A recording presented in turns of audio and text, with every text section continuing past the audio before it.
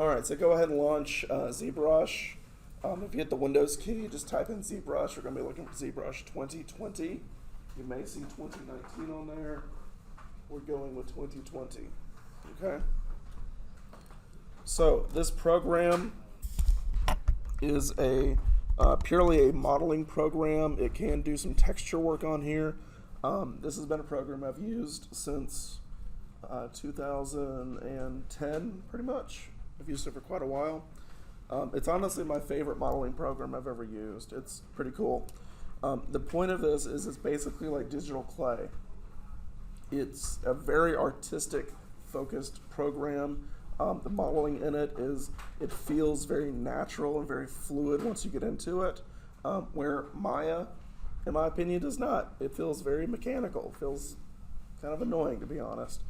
You can do organic modeling, characters, creatures, monsters, whatever you want. Hey, look, there's one right there. And then you can also do hard surface modeling as well. If anyone ever says, oh, you can't do hard surface modeling in ZBrush, tell them that they're wrong. It's not true, because I do a ton of it in there. So the program tends to be quite intimidating for people who are just opening it up for the first time. There's a lot of buttons, there's a lot of things you can look at, which that's just the program. There's a lot of stuff here that you can click on. So I'm going to go through and kind of explain what some of the stuff does, and then we will do some gestural sculpts to get you guys kind of working and kind of making some forms. And then we'll kind of go into the assignment for this week. All right. So on the top of the menu here, we have this toolbar.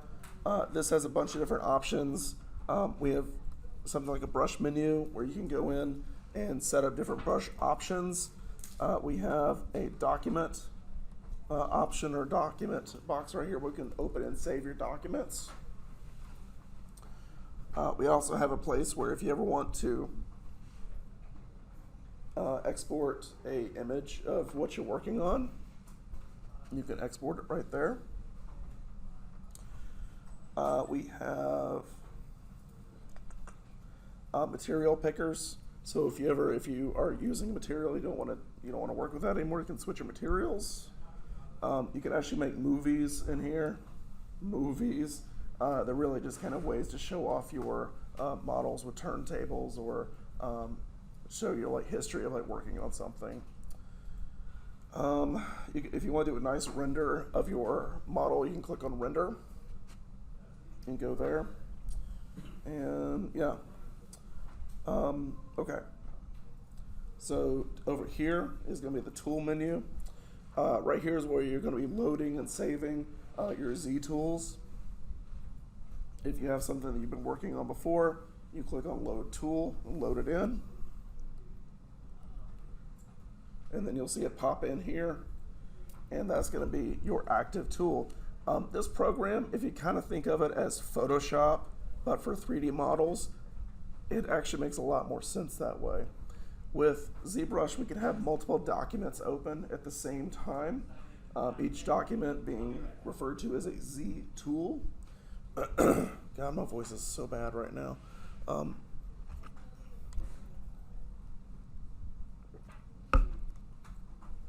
And then a collection of Z tools would be referred to as a Z project. And both of those can refer to or can be saved out as individual files. So we could have like a Z project that has a bunch of Z tools built in, or you have a smaller file that's just one individual Z tool. Kind of weird to think about, but it's how they set things up. So why don't we go ahead and start back from the beginning.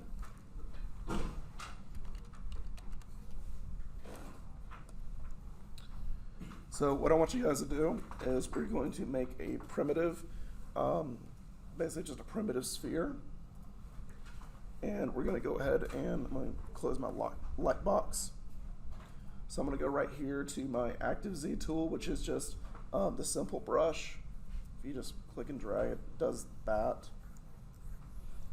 I don't know. Apparently, you can use that to like mock out stuff. I have never done that. I don't really think it's all that useful. If you end up getting that crap on your screen, hit Control N. N as in Nancy to get rid of it. Click on the S. This is going to be a list of primitives that you can bring into your scene. Usually I'm going to start off with a sphere if I'm doing an organic model. And you'll see a sphere pop up in the window right here. Yeah. Sorry, how do you open the file again? I forgot. We're not opening a file, we're just opening up a primitive. Oh, okay. Yeah. Now, this area right here, this gray area, is referred to as our canvas. ZBrush is kind of what's referred to as like a 2.5D program. The models that you're working on are not actually true 3D models, they're not true 2D images, but they're kind of somewhere in between. So they refer to it as the canvas because you can drag and drop your models onto the canvas itself and work on it there. So I'm going to go ahead and take that sphere, click and drag, and I'm drawing it onto my canvas. Now, I can click and drag several more times. And basically, I'm just making copies at this point. In order for me to be able to actually start modeling, I'm going to need to go to Edit. And if I go ahead and start trying to model on the actual sphere, it's going to give me an error message. It's going to say to enable sculpting, you have to convert this to a Polymesh 3D by pressing the Make Polymesh 3D button in the tool palette. So, where do you think I need to go? Tool palette. Maybe the thing that says Make Polymesh 3D. So I'm going to go and click on that. Okay? So what happens is basically just it took the Z-sphere, or not Z-sphere, the sphere primitive that we were drawing on the canvas, and it just makes it into a regular mesh. Okay? The only difference is you'll see sphere 3D1 pops up right there. And now it's considered a mesh that's ready to go ahead and be sculpted on. If I click and drag, let's do it. You'll see that I can go and start sculpting. Now the weird thing is I can't do that with any of these. That's because they're not actually technically a mesh at this point. They're kind of just sketched on the canvas. So I need to get rid of those. Control N as in Nancy. Removes anything that's not a Polymesh 3D from the scene. If you hit F, it will focus on the active tool. Yes? Sorry, Professor. You started drawing on this. You hit Polymesh and then edit? Make Polymesh 3D. Make Polymesh 3D. I actually ended up clicking edit before, but you can do either one. Okay. Okay? Edit means you're putting it into edit mode Uh-huh. so that you can go ahead and start sculpting. If you take edit off, then you're not really able to sketch on it anymore. So you have to have edit enabled in order for you to actually be able to sculpt. Uh-huh. Okay? Okay.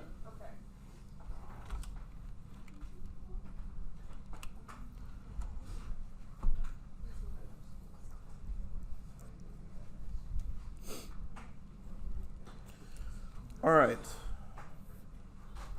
So, sculpting on this program, these are pressure sensitive programs, so the harder that you press down on it, the more the sculpting is going to build up for you. In order to move around in this canvas, I'll hold down Shift.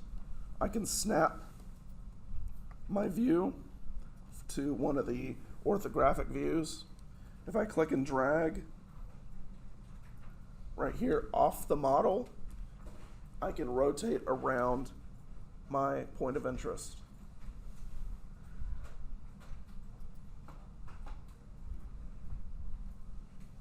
Again, holding down Shift allows me to snap to front, side, whatever view I want. Okay. If you're curious, if you're looking at something from the front, the side, the back, the top, if you look at this little face right here, that kind of gives you an idea of what direction you're looking at it from. Also, if you click and drag the head, it will move the model around for you.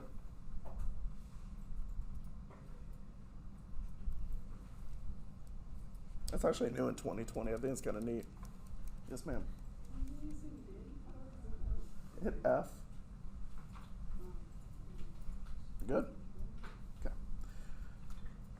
So if you hold down Alt on the keyboard and then click and drag holding down Alt, not on the model, just off on the canvas, you can move the model around on the canvas. While you are dragging, if you release Alt,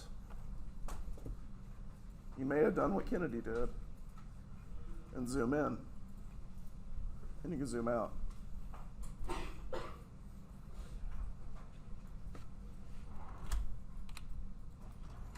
And then hit F to focus back on the model again.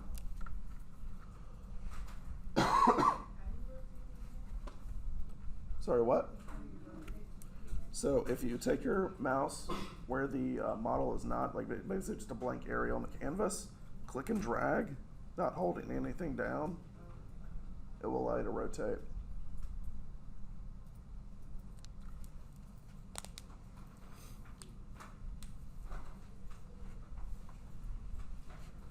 So we'll get the navigation down. Okay. Who else is lost? All right, at least you're honest. Okay. Everyone hit F. We're just going to center the model. Okay.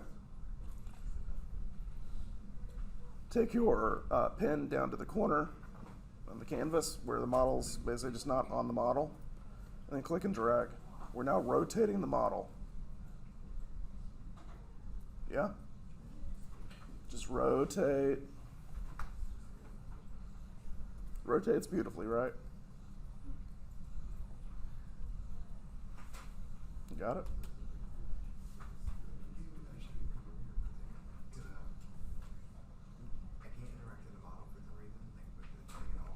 Did you hit edit?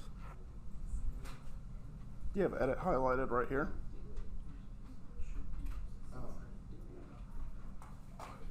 Do Control N.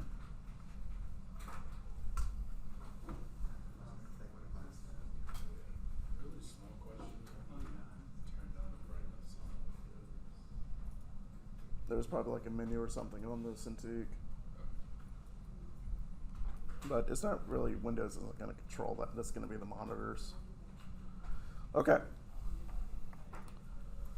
While you're rotating, hold Shift, snaps it to different views. Hold down Alt. You can pan the model around. Release Alt while you're doing it. Zooms in and out. Okay?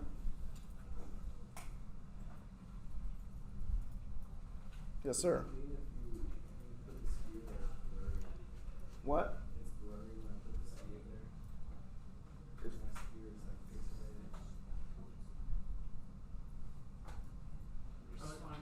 On this computer, when you like make the sphere, it's like all like pixelated and not. Do Control N. It may not be a real mesh. Control N. Does it go away? Yeah. Okay. Do you have edit selected? No, it's not allowing him to select edit. Okay. Draw on the screen, just draw another sphere out. Hit edit and then go to Polymesh 3D.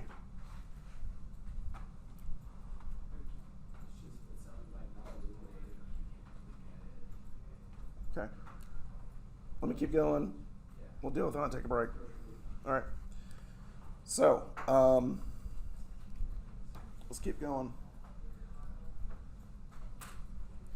So right below it is going to be Subtool. So when you're making models, a lot of times you'll have different parts of the model. which is going to be completely normal. So you might have like eyes, teeth, tongue, fingernails, whatever, different parts that you may not necessarily want to be interacting with like another part. Like if you're sculpting the teeth, you may not want them to be affected by sculpting on the eyes. And so what you can do is you can have multiple subtools, which are essentially just separate individual parts of that model. You can think of it as like Photoshop layers if you want to. That's fine. But it's basically just having multiple pieces. So here under subtools, we can actually create a new subtool. So if I wanted to, I could go to, let's say, duplicate. I want to duplicate this sphere, and now I have two subtools, okay? So if I go and let's just go and separate out these two subtools, because basically the sphere is just sitting around on top of each other. I can move an object physically in the canvas by clicking on Move. You guys are very used to the manipulators inside of Maya, right? Yeah. This is basically the same exact thing. You can, except the scale, rotate, and translate are all basically rolled into one super manipulator. All right? It's Move right here. It's actually basically Move, Scale, and Rotate. I'll give you the same manipulator. So you can move an object around.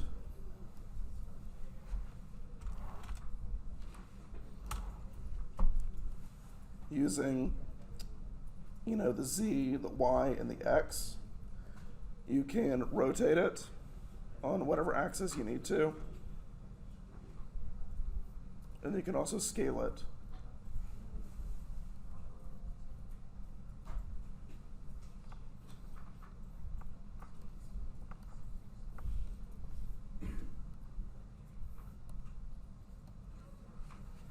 Why don't you guys practice real quick, duplicating your subtool, moving the second subtool away from the first one, and rotate it, scale it, do something.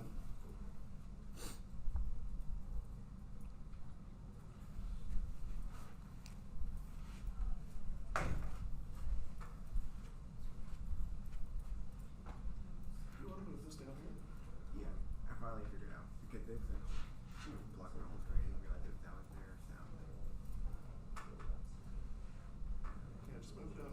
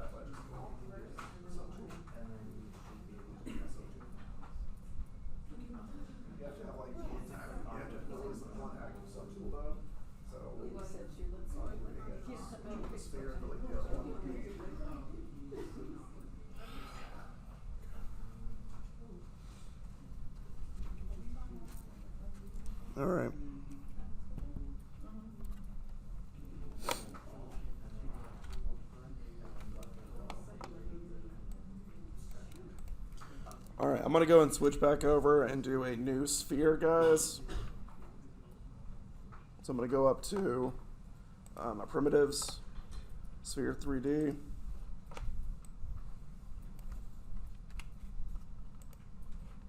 Make polymesh 3D.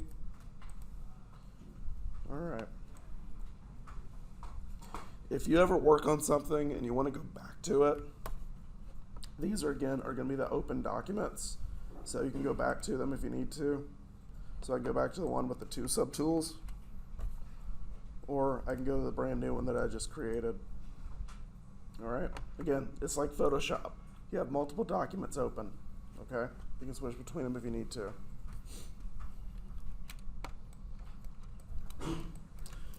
Okie doke. Let's talk about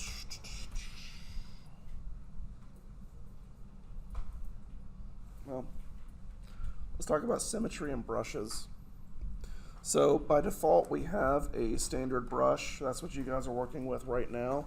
If you click over here where it says standard, you are going to be able to change the brush type to something different.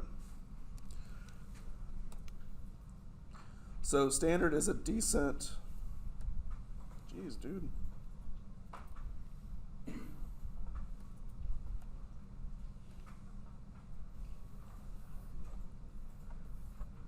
Okay. Well, my brush panel is getting kind of big, but anyway, so standard is going to be just kind of just a generic brush, which is fine to use. But there are tons and tons of brushes inside of this program that you guys can use. Generally, I'm going to be using things like clay tubes. I like the Buildup tool. I like the clay tube, the clay Buildup. Damn Standard's quite good for doing like little details, like if you want to do like edge lines and stuff like that. There's going to be like a standard move brush if you want to kind of add stuff or kind of pull stuff, like just kind of generally, which is pretty useful. So tell you what, I'm gonna do move.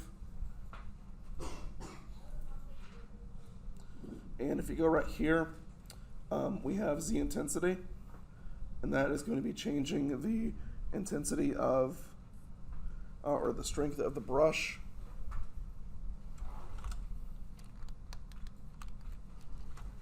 So the higher it is, the stronger it is. The lower the number is, the weaker it's going to be.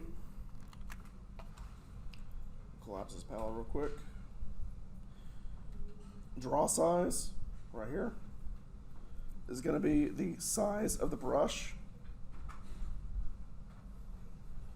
Obviously, the larger the brush, the larger the area of effect. Smaller the brush, smaller the area of effect.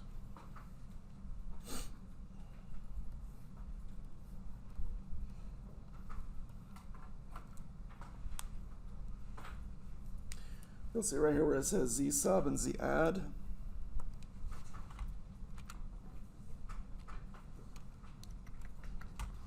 Why in the world is that thing doing that? Let me check my display real quick.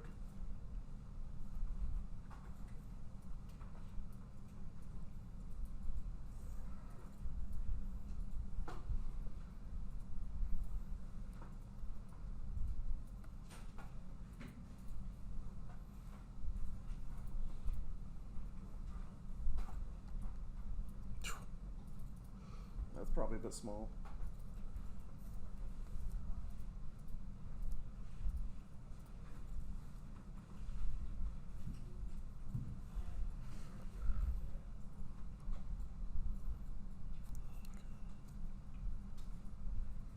That's better.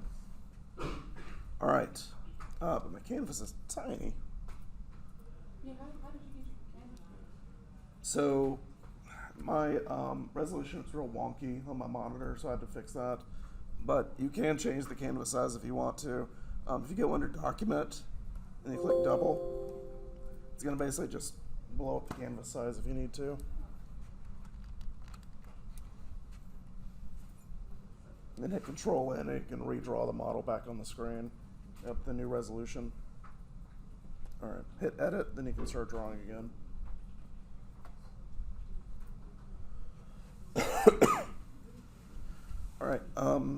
Yeah, so brushes. Yeah, I can see all my brushes now.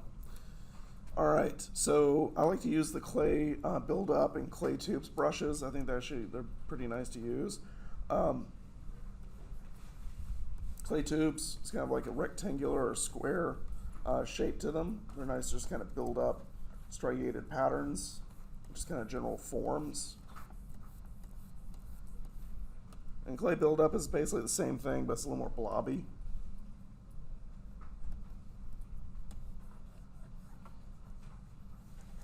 So both of them work really well.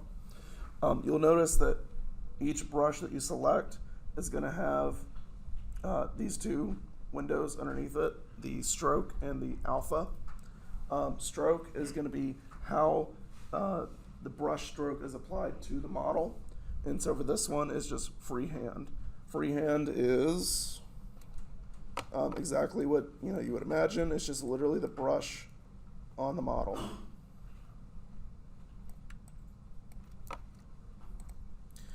You can switch it over to something like drag rectangle, which is kind of like a stamp. I can just draw out whatever the alpha shape is, and it basically just stamps it right on the model.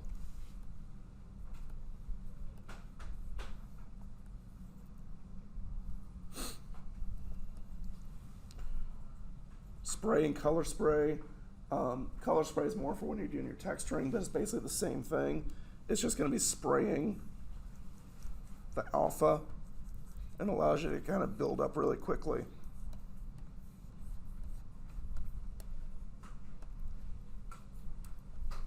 Drag dot allows you to basically do a brush-sized stamp that you can drag around on the model and position if you need to. So if I want to take like this little square, put it right here, then I can do that. There we go, it's easier to see. So if that option. Brush alpha is going to be the shape of that brush stroke.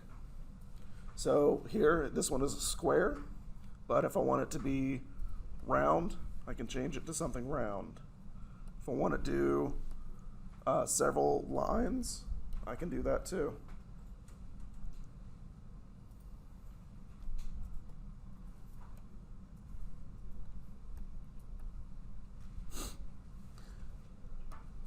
Now underneath, at the bottom of that window for alpha, you'll see that you can do import. You can actually import images from Photoshop. If you make your own alphas, you can download alphas from the internet. They're just black and white images. That's all they are. You can use really anything as an alpha. So a lot of times when I'm doing sculpting, I'll use real life images of lizard scales, human skin, rocks, whatever. And I can use that to give myself real world texture really, really easily.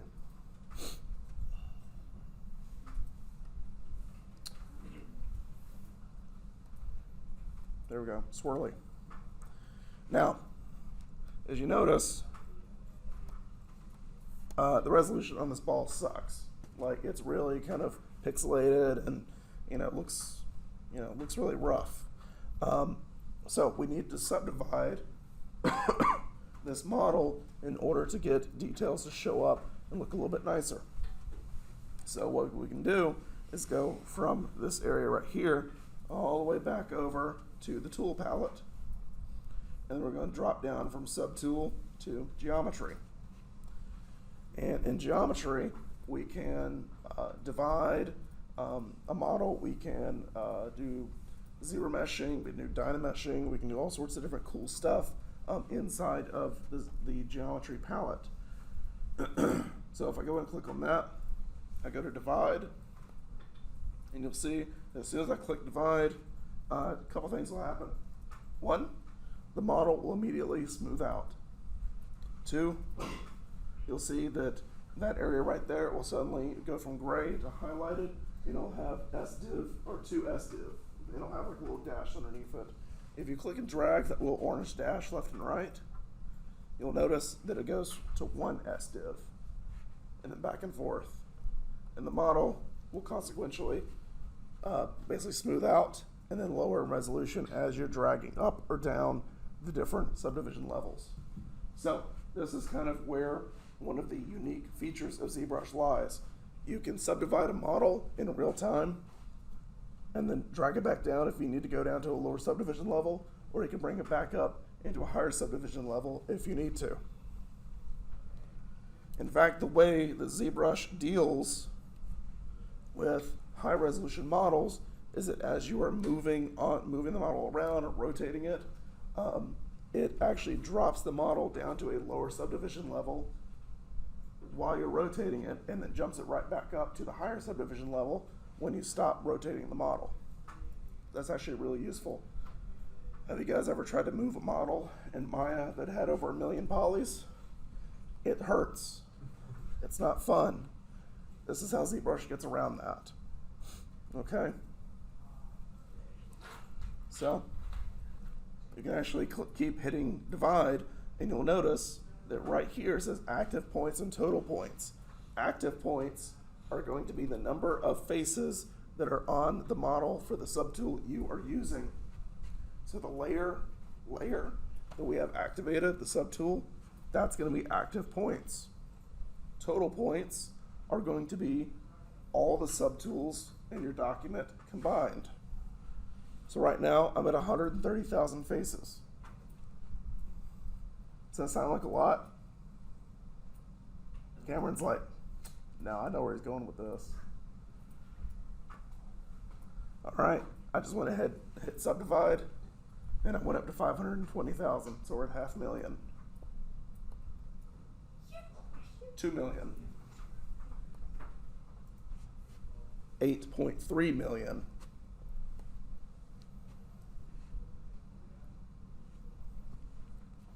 33.29 million. So I can model on something that has 33 million faces. Now, why? What's the point? Well, the point, boys and girls, is that by having a higher resolution model, you can get more realistic detail. Okay? So, if I go and take, let's do,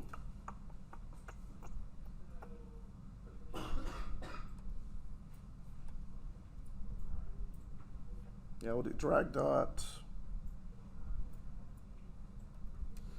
and I'll do this one. All right, so at 8,000 faces, if I do a drag dot for these little dot alpha, you can barely see it. It looks, I mean, you really can't tell what it is. If I go up to 3 subdivisions to 8,000, 130,000 faces, notice the difference.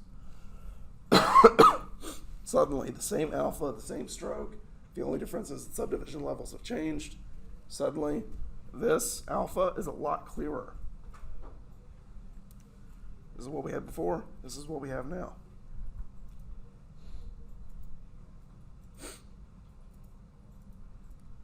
So if I go up to 2.08 million, do it again. They're even clearer. It's going to be much more defined. And the nice thing is because you have higher resolution, we can go smaller.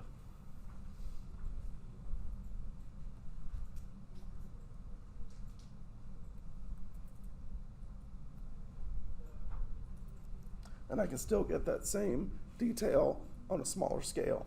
So say if I'm doing detailing for the skin has all sorts of different levels of scale of detail. You're going to have hairs, you're going to have pores, you're going to have scabs, you're going to have wrinkles, you're going to have freckles. Everything's going to be at different sizes for the body.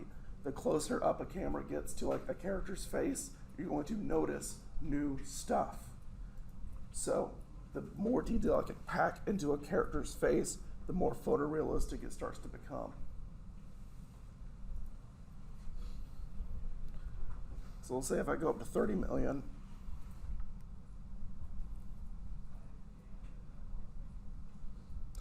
you notice when you start going up to these amounts, it takes a little bit of time to load it.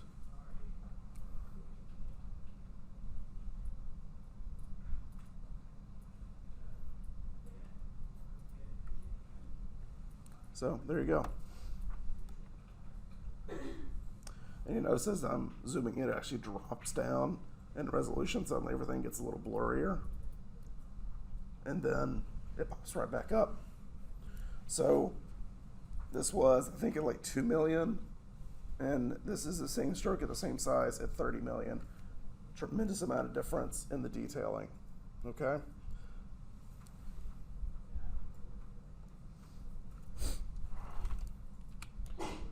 Any questions so far?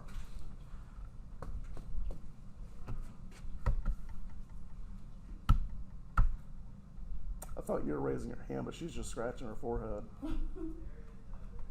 How did you change the points again? I want to make sure. I mean, just in general, like going up and down the levels or creating new subdivision levels. Because you can hit divide, that'll make a new subdivision level, and then you can change it right here by scrubbing back and forth. Okay.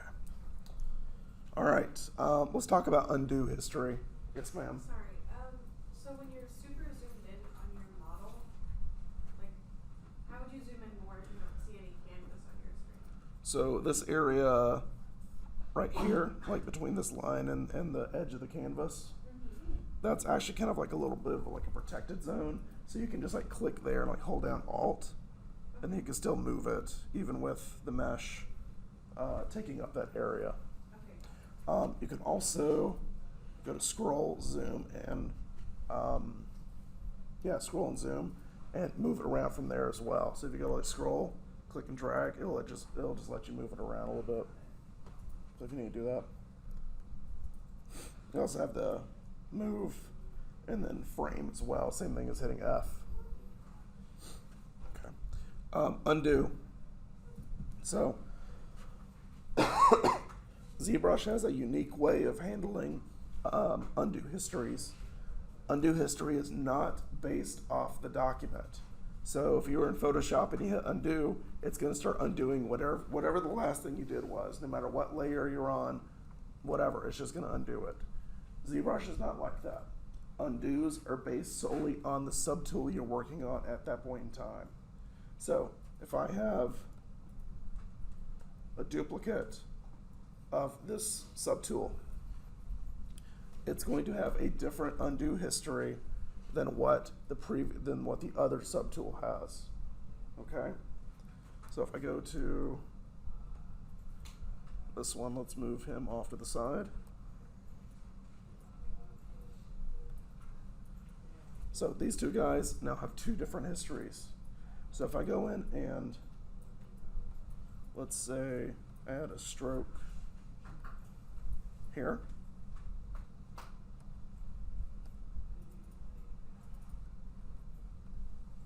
like that. And if I go to this subtool and then I hit Control Z, it's not going to undo that stroke that I just did. So if I wanted to undo that stroke, I would need to go to the subtool that I did that, perform that action on, and then hit Control Z. Okay? It's kind of weird, but I kind of like it because then that means that some stuff is like protected if I'm hitting Control Z too many times. So it kind of works. You also will notice, or maybe not, maybe have, this little orange dash right here. It says undo history 14 of 14, and it has a little date and time. So this is basically your undo timeline. If you want to go back in time, you can go and click on any of these little dashes right here on this timeline, and it will back up to that point. Now, if you perform any extra actions on the model, it will delete whatever is your forward history. So you're basically just creating a new alternative timeline.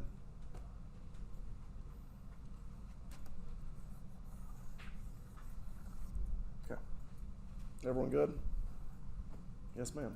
So for, at least in the tablet, the bars for the undo isn't as long. Also, I can't see focal shift or draw size on here.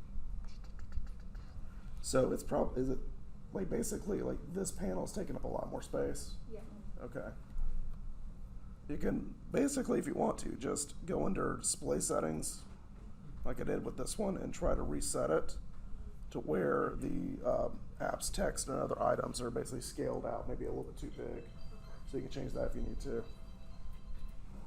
But I will say that these menus are collapsible on the sides, so you can also just collapse it and it'll reveal whatever's behind it. Okay, let's go back to the beginning.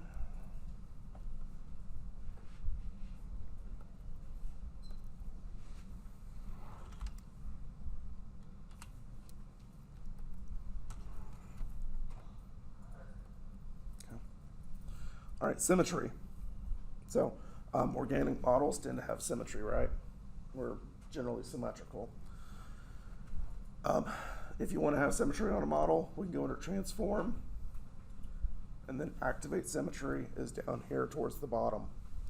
Activate symmetry can also be activated by hitting the letter X on the keyboard. If you activate symmetry, it's going to go by the X axis automatically. If you need to change it for whatever reason to Y or Z, you can also do that. You can also have simultaneous symmetries if you need to. So that's going to give me X-axis symmetry. How did you hide your previous subtools? They're not hidden, they're just sitting right here in the document. I can go back to the other ones. I'm just making a new sphere so I don't have to undo everything. I can do Y and Z, just turn it all on at once. How do you delete something? Like a subtool. Under the subtool palette, there's a delete button. You can delete whatever subtool you want. Oh, okay. So let's say I want a freehand. And I can sculpt with symmetry turned on in different directions.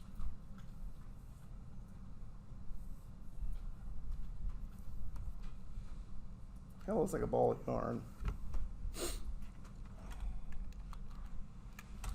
Additionally, we can also turn on symmetry to make it a radial symmetry rather than just going in the 4 different directions. Will wake up. So right here, we got symmetry we can turn on.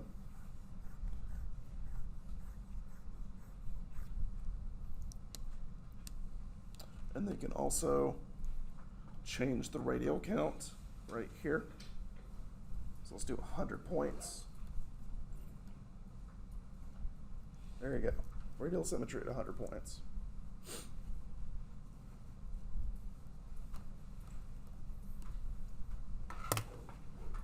And that's symmetry. If you want to turn it off, hit X. That's it. All right, any questions? All right, you guys are falling asleep. Let's go take a break. It's just me falling asleep. No, it's not just you. There's other people in the class. So stand up, go take a break, stretch. What? I feel like I can't find some of the tools, like the drawing tools. Like I feel like they're like tough. So, she was having the same issue. Open up your display settings, and then you can like shrink your displays. I like accidentally turned off the quick 3D edit. Where do I go to turn that back on? So what? It says mesh cannot be edited with the quick 3D edit mode off. I think I So accidentally the button, the edit button should be highlighted. Yeah, It is. it is. It says please turn on the quick 3D edit in transform palette.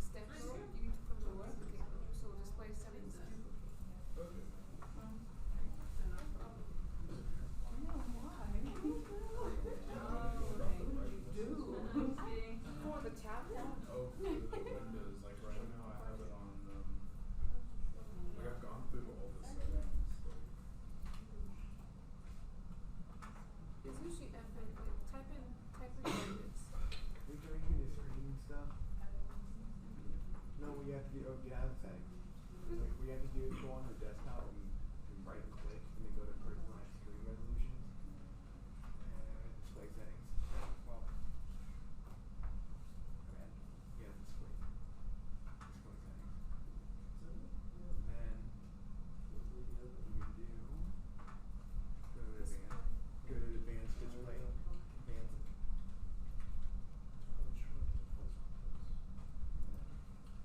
No, that's wrong. It's really simple. Yeah. I just did it on here. I looked through like all of these. I put on the 9th mode, so it's like not as crazy. I think I figured it out on this. There's hotkeys too, like F11 and F12 should be the brightness.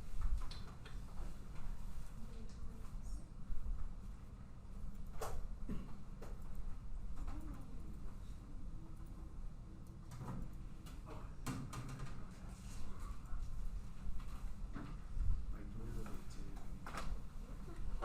It's not weird. Yeah, I feel like it should be like, I've used for just it's the like a right main setting. You know? You just right there, display.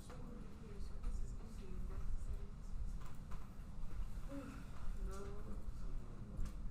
Oh, let's not touch that. Yeah, that's with that helped a little bit. What the hell? There we go. They keep changing the. Oh, let me do.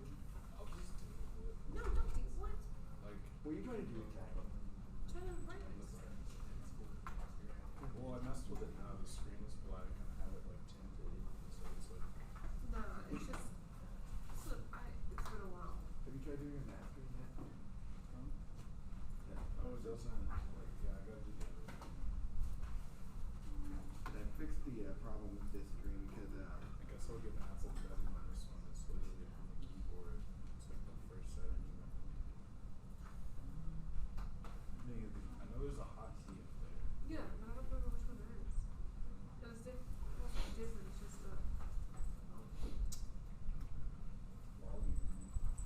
got excited for nothing. Yeah, I read on the Google it said like there's like a slider to check. Didn't you slide something? I watched you slide something. Well, it was for like tinting the full screen.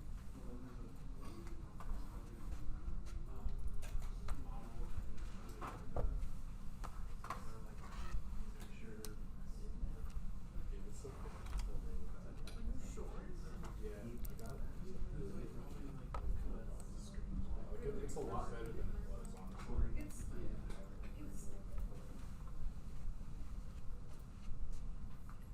Trying to find the brightness. Lord, that's so weird. I you was mess just with the looking for brightness? brightness or check through all the settings. Is there something? Oh, why would that? Stupid. Y'all. I told you. It was in the monitor. It's not a map. Because it went. Turn this on.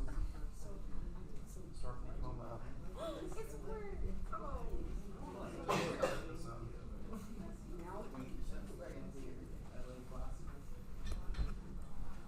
I didn't miss it. I was just because I zoomed out, right? So okay. All right.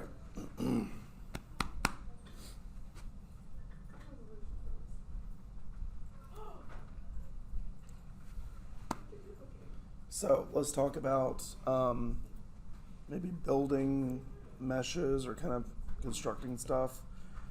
So what I'm going to do is I'm going to go back to my symmetry, turn off radial, just leave it on X.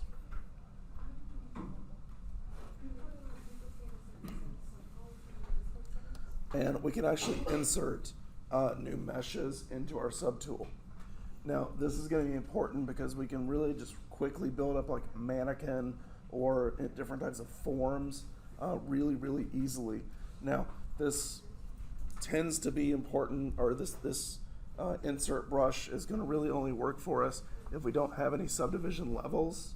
So if you haven't subdivided yet, or if you haven't subdivided yet, you're fine. If you have, you're going to run into a bit of a problem. So if I just subdivide this to 2 levels, I'm going to go under my brushes. I'm going to click the letter I as an insert. And these are going to be all of our insert brushes. Insert means we can just insert other meshes on top of it. We have IMMB parts, and we have like basically just body parts. We can just insert whatever you want. So I want to put like maybe a nose, but if I click, it's going to be a little error. It's going to say mesh is composed of multiple subdivision levels. Delete or free subdivisions and try again. So I just click on delete lower. And now I can draw a sweet nose on my model. In fact, I can draw a lot of noses on my model.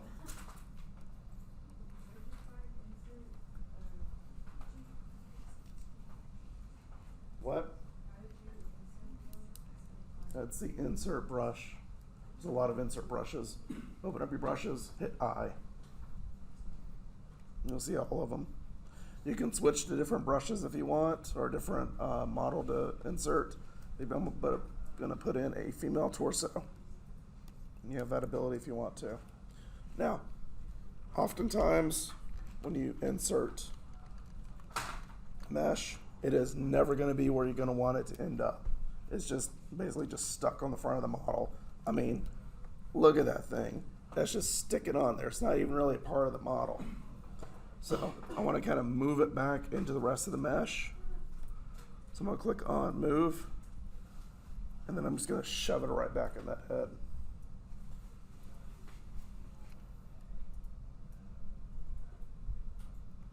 Let's do the same thing with some ears. So I'm going to go back to draw. I'm going to click on an ear. And I'm going to put some upside down ears on there. Go to move, shove them in that head. There we go. I'm going to go back to draw. And let's give them some legs.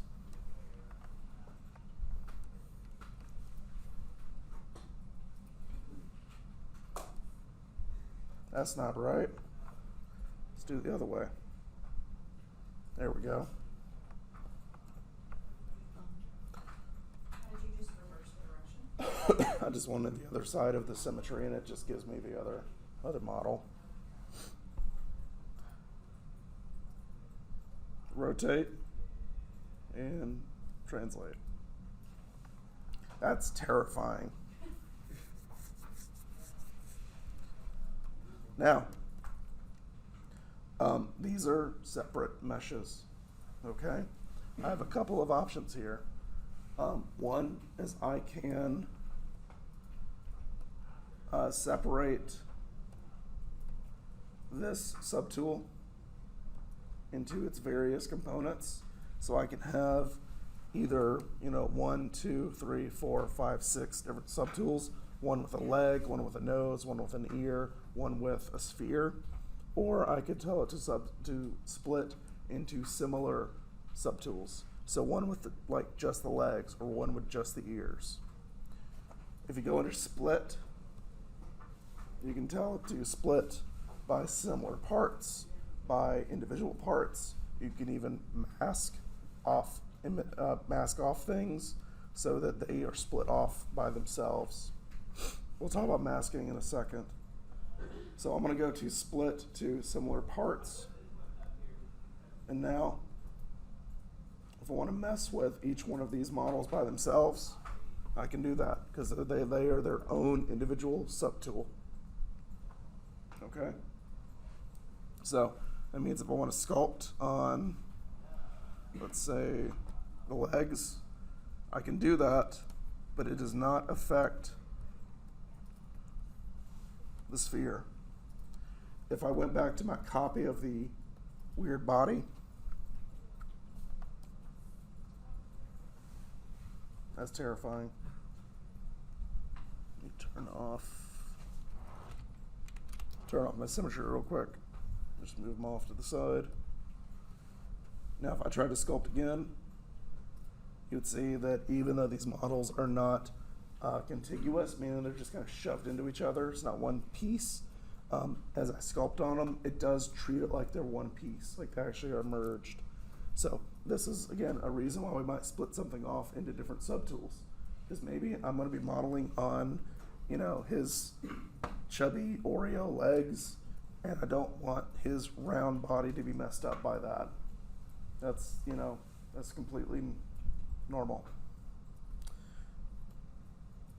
Now you may also run into a place where you may want to have this body as one contiguous mesh.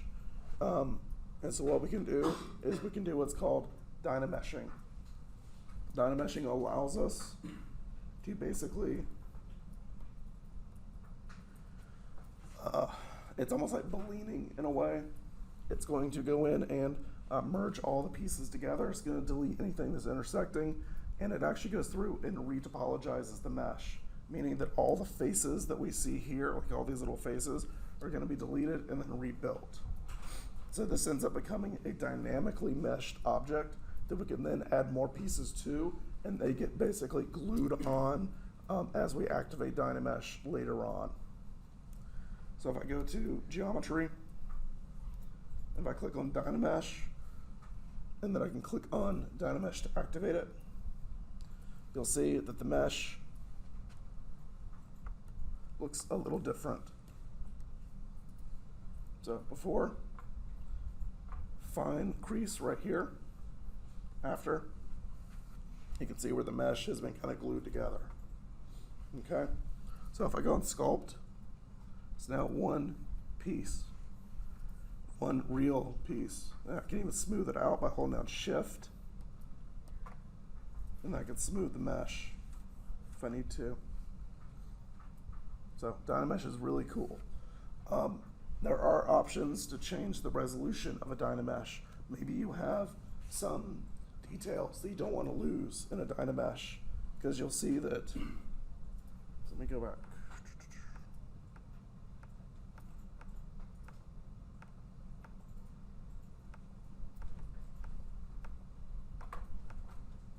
So maybe you have this crease that you want to keep right here. For whatever reason you want that crease. We can up the resolution and then hit Dynamesh, and it's going to, instead of having 30,000 faces, it's going to have 3 million faces. It's still one contiguous mesh. You can see where it's kind of glued together, the two pieces, but now we still have that kind of hard crease between the parts. So it allows us to keep our detail a little bit more.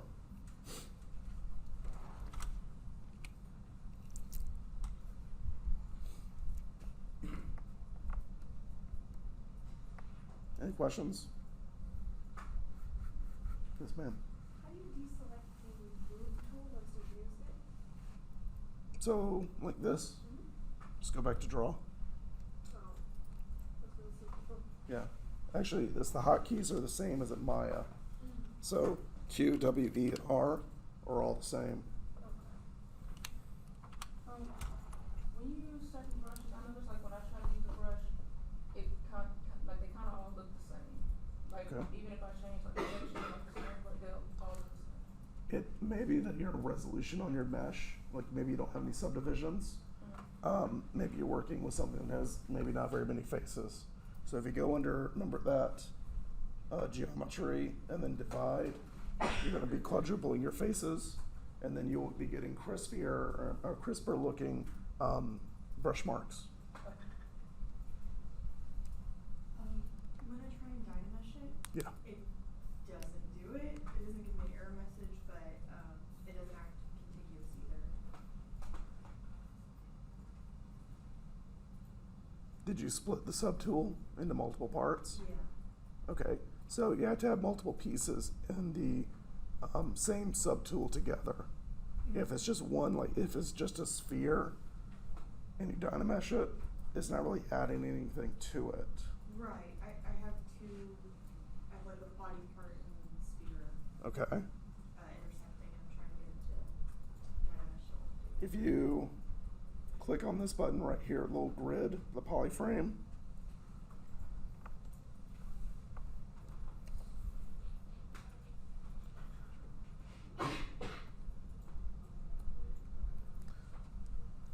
do the faces look real small and irregular, like this? I can't find that button. This one right here. Yeah, on my.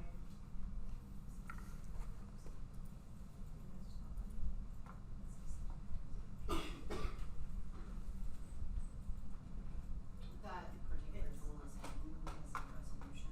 Okay, you'll need to fix the resolution on the screen.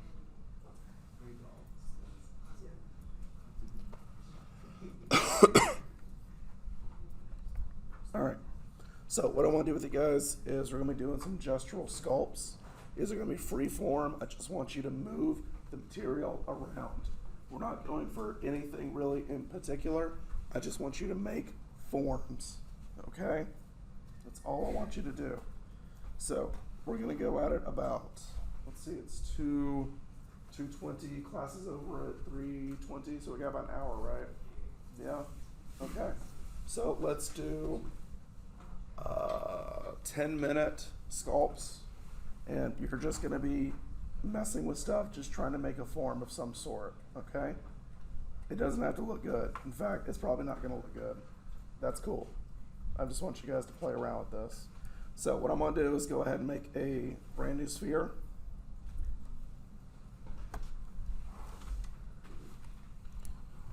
And I'm going to go ahead and go under geometry.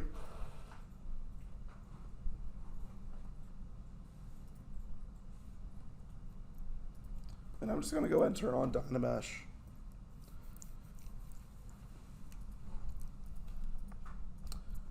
And I'm going to go ahead and you can honestly play with really whatever brushes you want to. I'm going to be probably working with the clay tubes and probably the move brush. And then I'm going to go ahead and turn my symmetry on. So we're going to go until about, let's say, 2:30, and then we're going to switch over and do a new one, okay? And you're just going to kind of pull the material around and just kind of play with it and see what you get.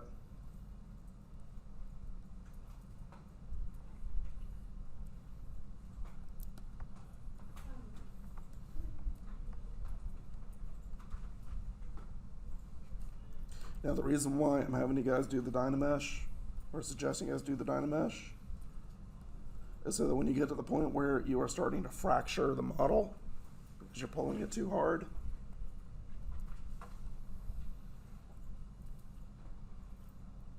like say some of these areas right here, if you hold down Control and then click and drag off the model, so you're not actually on the model when you're clicking and dragging, and then release, you'll run Dynamesh again.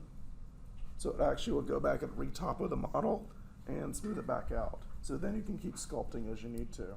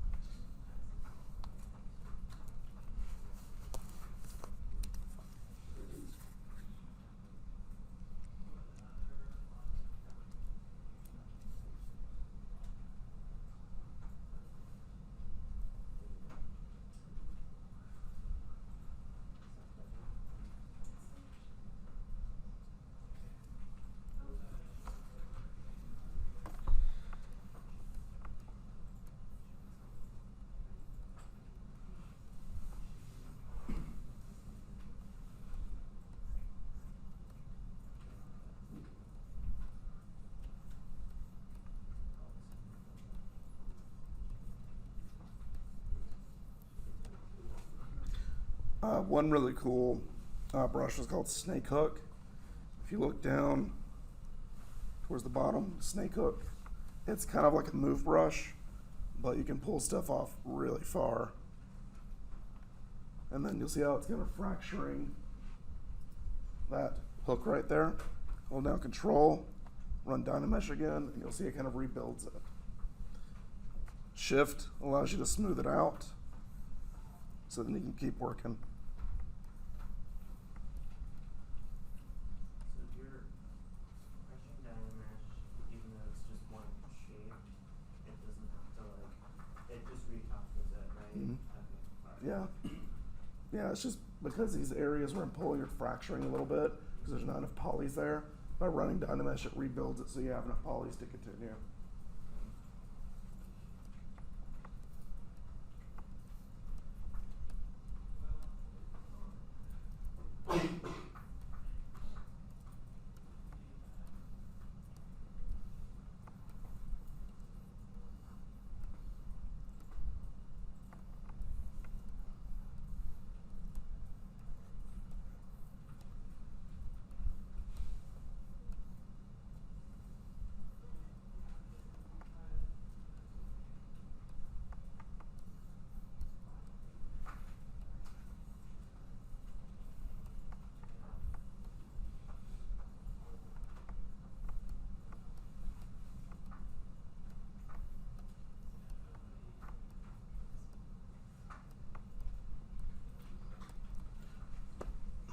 While you're doing this, if you wanted to, you could also do an insert mesh. There's insert primitives. So if you just want to add things like spheres or cubes or whatever, you can do that. And that can allow you to build up a mesh pretty quickly. And then once you hold down Control and then swipe, it allows you to run Dynamesh, and that'll actually merge it into the body. So it just adds, basically gives you more clay to work with.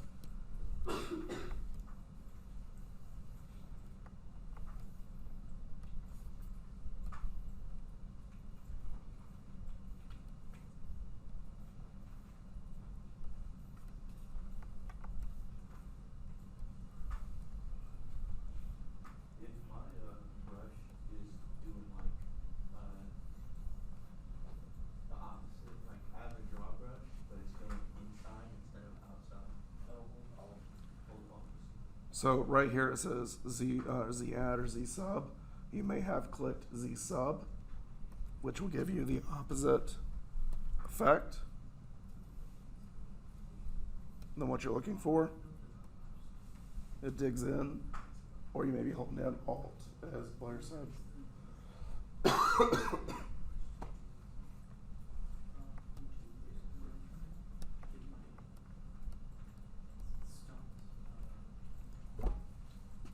Kind of looks like a chicken, a plugged chicken.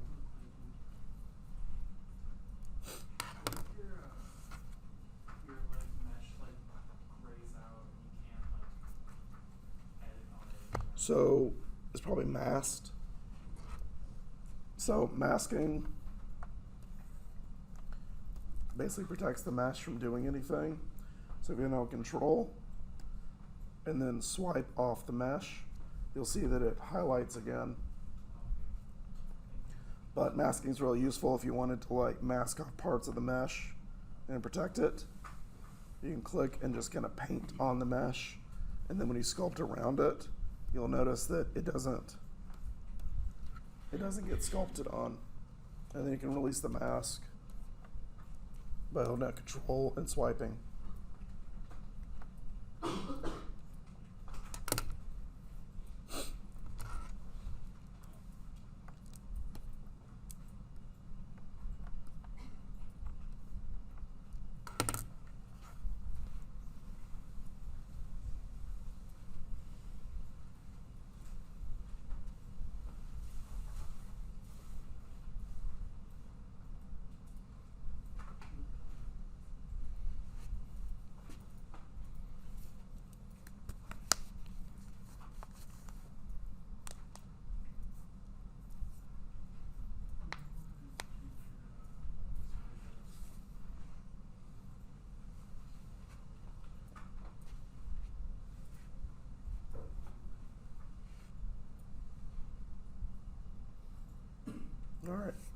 let's pause on that one. We're gonna go up to our subtool, and I'm gonna pick a new sphere. Your old Z tool is still here, so you haven't lost it. Make this one into a Polymesh 3D. Hit X to turn on symmetry, and go ahead and start again. Make a new form, something different.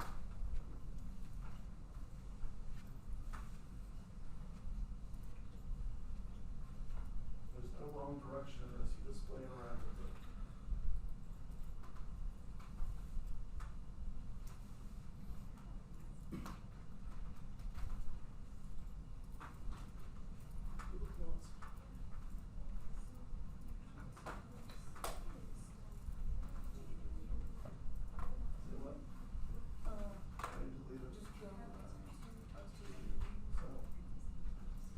I think I'm.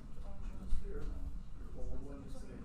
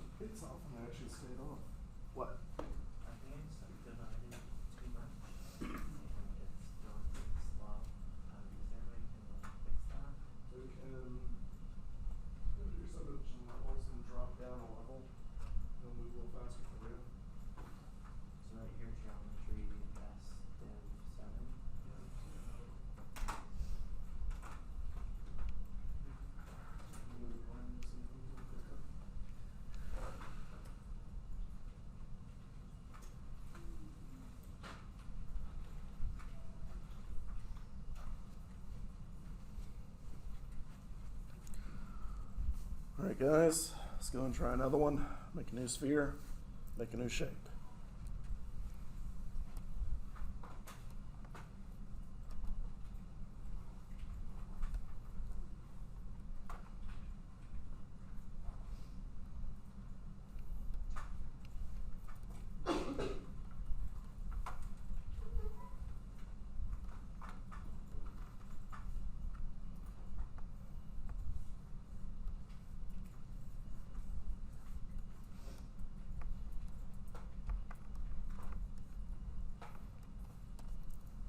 Maybe this time experiment with adding in new forms with the insert brushes.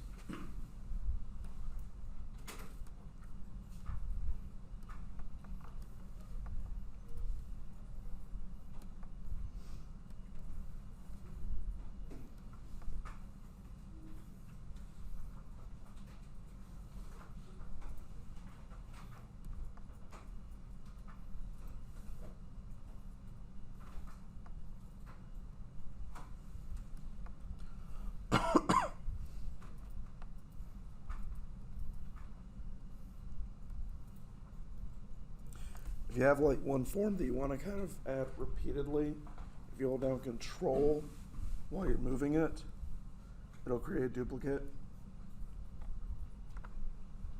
So you can create a little bunch of copies really quickly that way. How did you insert the shape originally? Insert brush. I'm using the Insert Primitives brush. I chose a sphere and just drew it onto the mesh.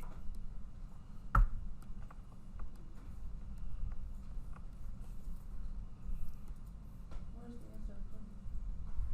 It's under your brushes.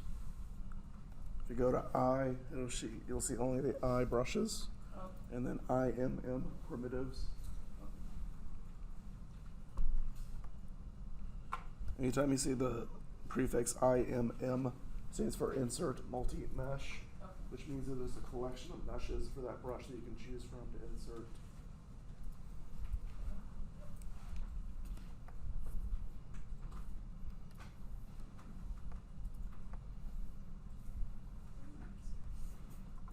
You notice that as you are inserting meshes, if you click and drag and then kind of go back and forth as you're dragging the mesh in, you'll see that it actually kind of comes in, and then you can make it really skinny and fat again. You can kind of adjust size as you need to that way.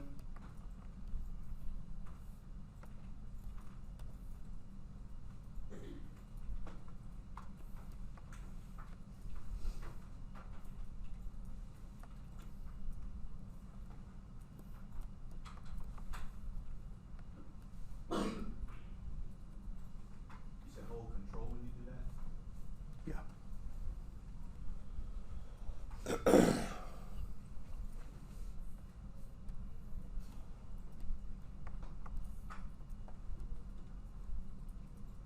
I have to freeze my subdivision levels before I insert that. I just delete. So delete lower.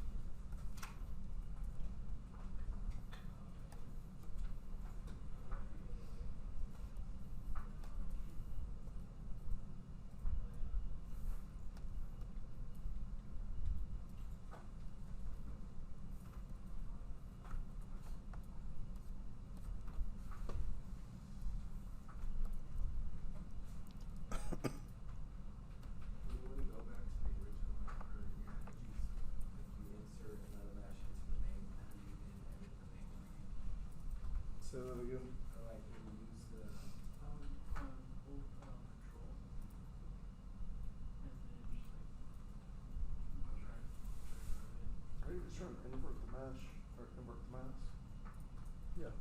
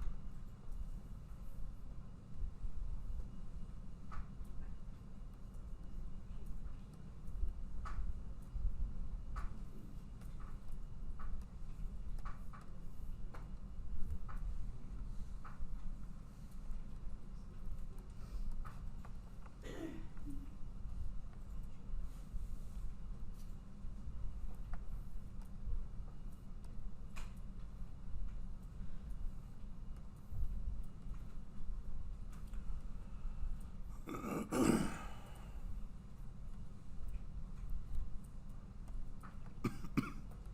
I wanna put my primitives on their own layer, and go back and forth between, how would I go about doing that?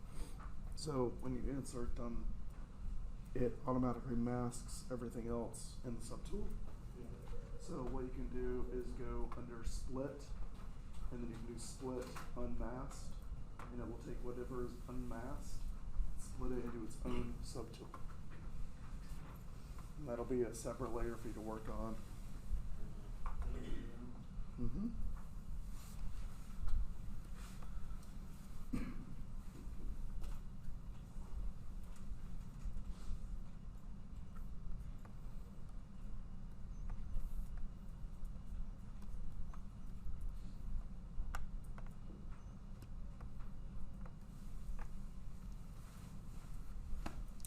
All right, let's go ahead and stop the one you're working on. Make a new primitive and create a new shape.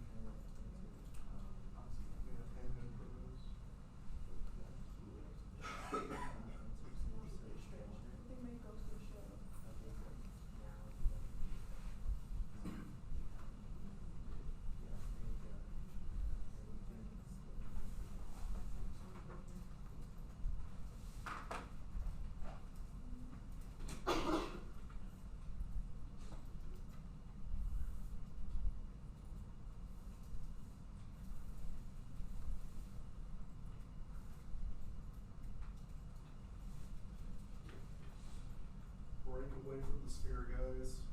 The sphere is your enemy. Change the sphere. Make it not spherical.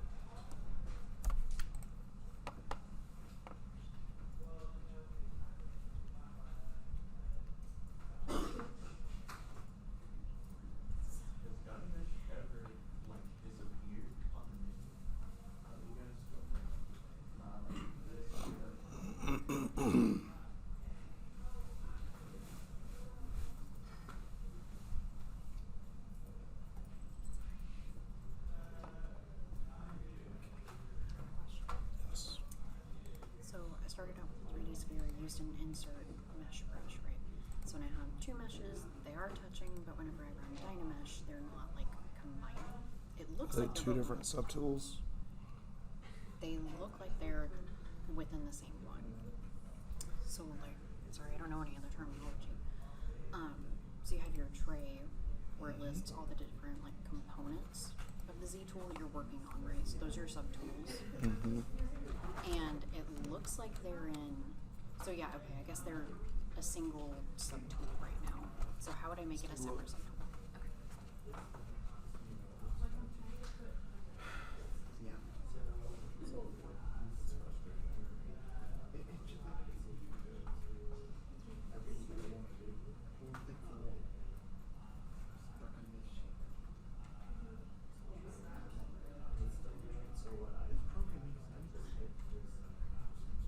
It's really like exact, like you can't just like draw it out to like Mass must be clear whenever I'm not correction.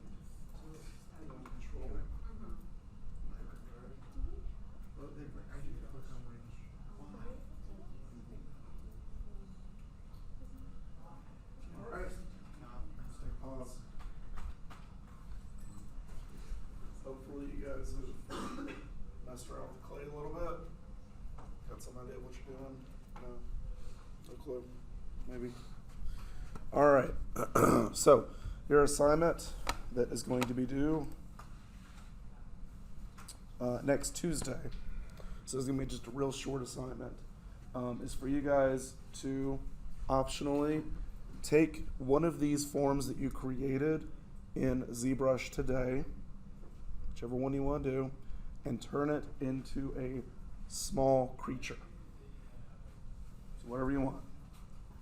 Preferably something that doesn't already exist. Or maybe if it does, you just change it up. Whatever. Make it weird. Make it look, funky. So take one of those, turn it into a creature.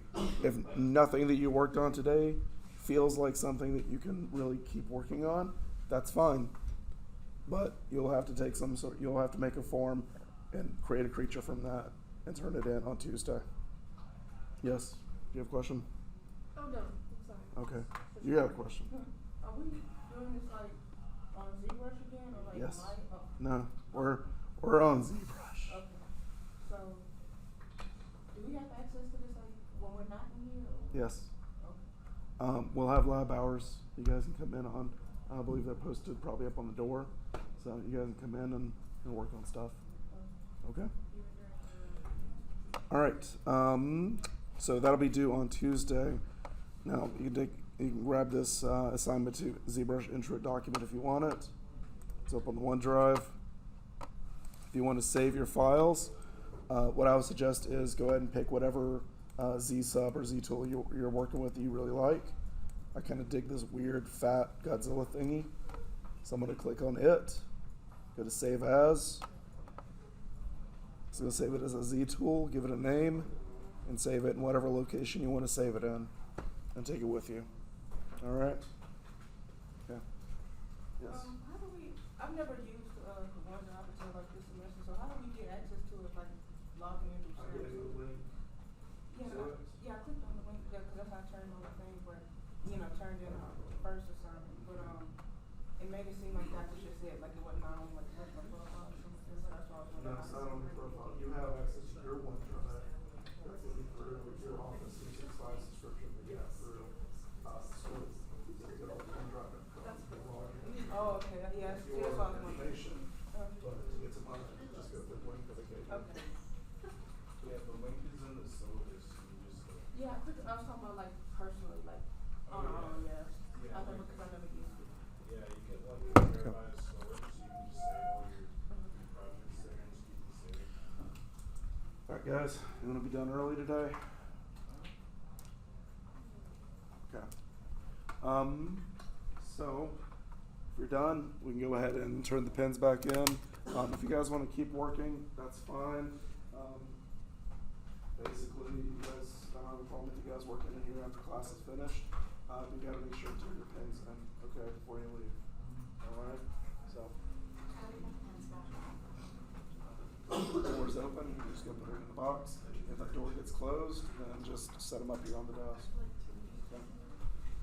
Shelby is the lab monitor, so when she comes in, and she'll be able to open up the stuff for you if you need to get in there. Do we just turn the tablets off? There's not a certain way to do it? No.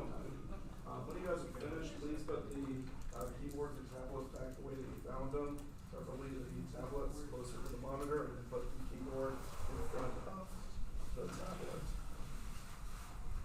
If you guys would like to unplug these tablets and use them on your computers, you are welcome to do so. However, if you do that, you are responsible for making sure it is plugged in properly back into the desktop before you leave. Doesn't leave the classroom. Yeah, it doesn't leave the I classroom. swear to God, if you take this with you out of this room, I'm going to track you down. Do not take these tablets out of this room. I understand. Or I will send Will after you.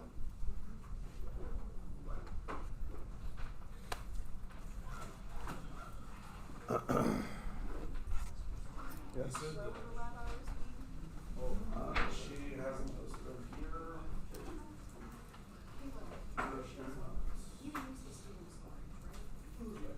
It's basically like right after classes, so some of the evenings from like 4 to 10 or 4 to 9, something like that. And she has like course on Sunday for like 3 or 4 hours here and there.